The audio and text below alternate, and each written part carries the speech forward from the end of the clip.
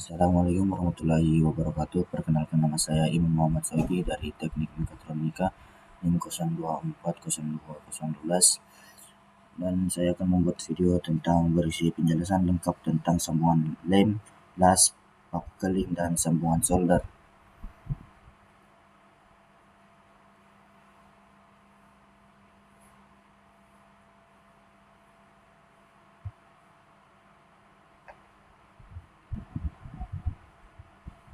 Macam-macam sambungan. Apa itu sambungan? Sambungan adalah elemen mesin baik adalah bagian yang digunakan untuk menyatukan komponen-komponen mesin. Sambungan ini dapat bersifat sementara atau permanen. Macam-macam sambungan. Ada 4, yaitu sambungan lem, sambungan las, sambungan paku keling, dan sambungan solder. Sambungan lem. Pengertian sambungan lem. Sambungan lem pada mesin merujuk pada penggunaan bahan perekat atau lem untuk menyatukan bagian-bagian mesin atau komponen-komponen mesin yang terbuat dari berbagai material.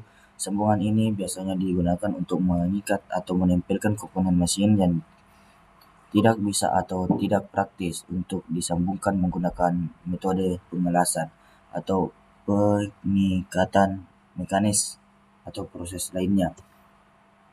Keuntungan sambungan lem. Pembagian beban. Sambungan lem dapat mendistribusikan beban secara merata di seluruh area sambungan. Penggabungan material. Sambungan lem memungkinkan penggunaan material yang berbeda seperti logam dan plastik atau kaca.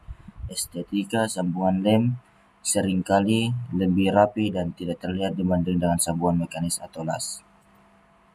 Kekurangannya sambungan lem itu kekuatan sambungan lem mungkin lebih rendah dibanding dengan sambungan las atau mekanis, tergantung pada jenis lem dan kondisi aplikasi.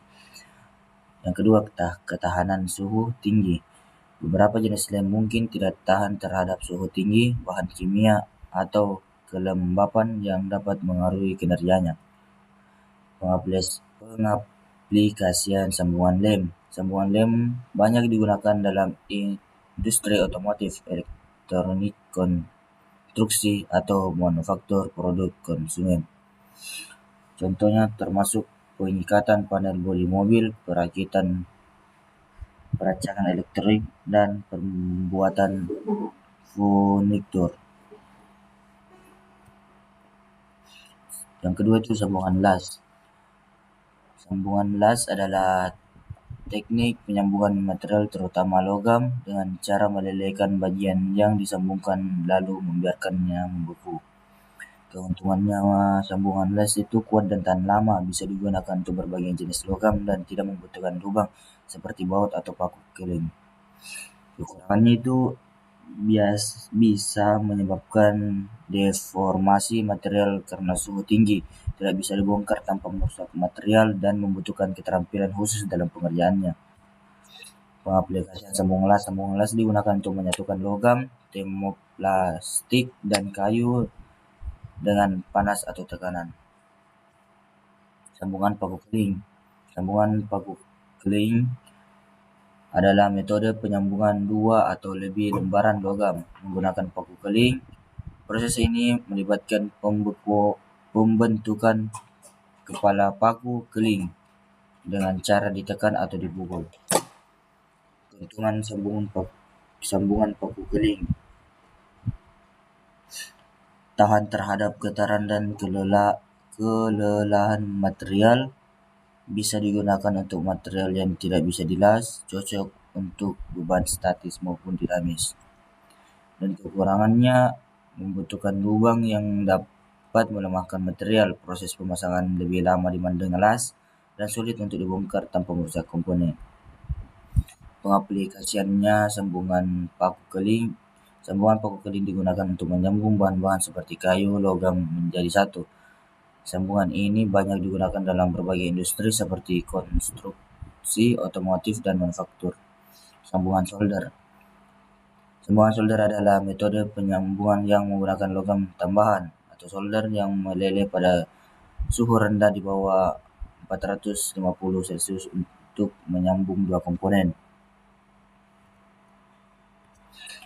Keuntungan sambungan solder tidak merusak komponen karena suhu rendah, bisa menyambung material yang berbeda jenis dan cocok untuk rangkaian elektronik dan perpipaan kecil. Kekurangannya, kekuatan mekanis rendah dibanding las, tidak tahan suhu tinggi, dan rentan terhadap korosi dan kelelahan material. Pengaplikasian solder. Sambungan solder digunakan untuk menyambung dua material logam dengan menggunakan solder dan timah. Patri solder merupakan panduan logam yang mudah meleleh. Mungkin itu saja yang bisa saya sampaikan, kurang lebihnya mohon dimaafkan. Sekian dari saya. Assalamualaikum warahmatullahi wabarakatuh.